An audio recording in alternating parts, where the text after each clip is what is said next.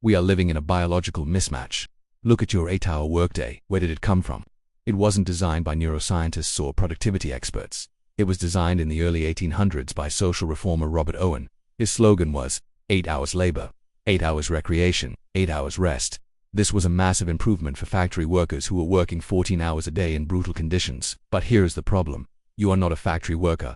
You don't pull a lever. You are a knowledge worker. Your value comes from your brain, not your physical endurance. When you try to apply a 200-year-old industrial schedule to a modern biological brain, you get the results we see everywhere today: burnout, chronic stress, and a terrifyingly short attention span.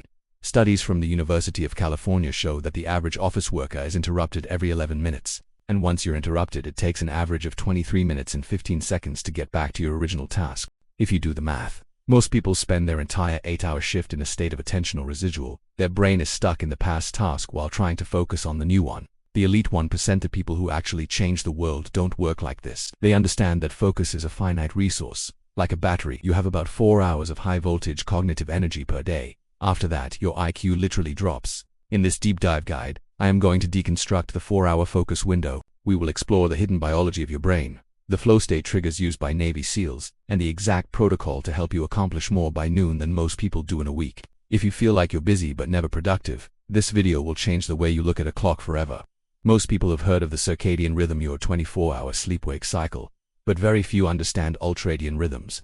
The term ultradian means many times a day. Our bodies operate on these 90 to 120-minute waves. During the first half of the cycle, your brain is flooded with dopamine and norepinephrine. You feel sharp. Your pattern recognition is peaking. This is your performance peak, but biology demands attacks. Around the 90-minute mark, your brain begins to accumulate metabolic waste. Adenosine builds up. Your heart rate variability changes. Your brain is literally screaming for a reset. In the 1950s, sleep researcher Nathaniel Kleitman discovered that these cycles continue even when we are awake. He called it the basic rest activity cycle, BRAC.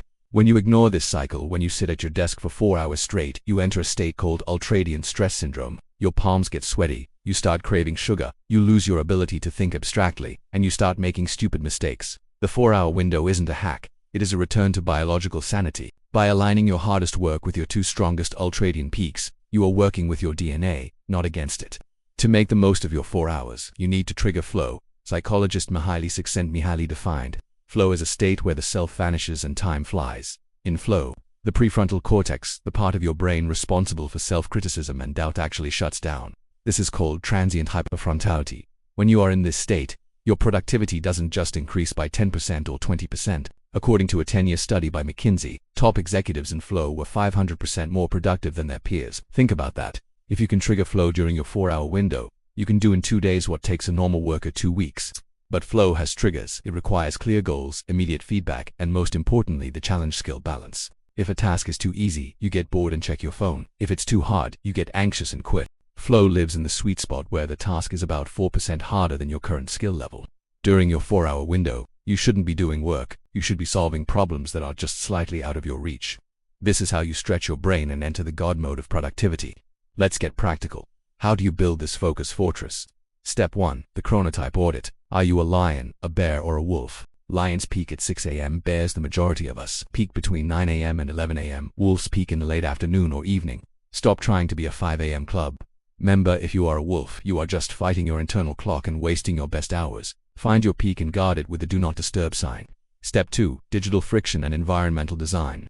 Your willpower is a lie. If your phone is on your desk, you will check it. Research shows that just the presence of a smartphone on a desk, even if it is turned off, reduces cognitive capacity. The protocol: move your phone to another room. Use a focus mode on your laptop that blocks all websites except the one you are working on. You need to make it harder to get distracted than it is to work. Step 3. The pre-flight ritual. Pilots don't just take off, they have a checklist. Your brain needs a start signal. This could be a specific song, a specific scent like peppermint or lemon, or a 5-minute meditation. By repeating this ritual, you are building an anchor. Eventually, your brain will smell that scent or hear that song and automatically dump the neurochemicals needed for focus. Step 4. Radical recovery. The 20-minute gap. What you do between your 90-minute sessions is as important as the work itself. Most people take a break by scrolling through TikTok. This is a disaster. It's called cognitive switching penalty. Your brain has to process thousands of new images and ideas, which drains your focus for the next session. Real recovery. Go for a walk without headphones. Practice non-sleep, deep rest NSDR. Stare at a wall. Allow your brain to enter the diffuse mode where it can consolidate the information you just learned. We have been conditioned to feel guilty if we aren't doing something. This is productivity. We feel like a failure if we aren't busy.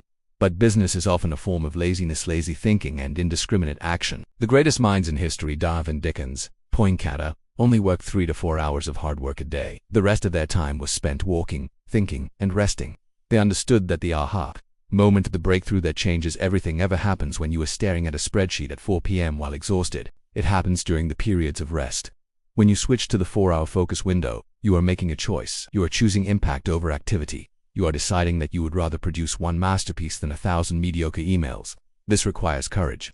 It requires you to be okay with your boss or your peers thinking you are less busy, but let them think what they want.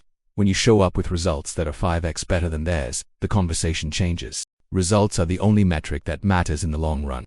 The 8-hour workday is a cage. It's a relic of a time when we were treated like machines. But you are a biological masterpiece. You are capable of incredible things if you respect your nature. Stop trying to grind, start trying to focus. Find your 4-hour window, protect it. Use it to do the work that actually scares you, the work that requires all of you. If you do this, you won't just get more done, you will get your life back. You will have more time for your family, your health, and your passions, without the constant guilt of needing to work. If this deep dive gave you a new perspective, I want you to comment, reclaim below. Hit the like button if you're ready to break the 8-hour trap. Subscribe for more science-backed strategies to win at life. Go find your window. The world is waiting for what you produce.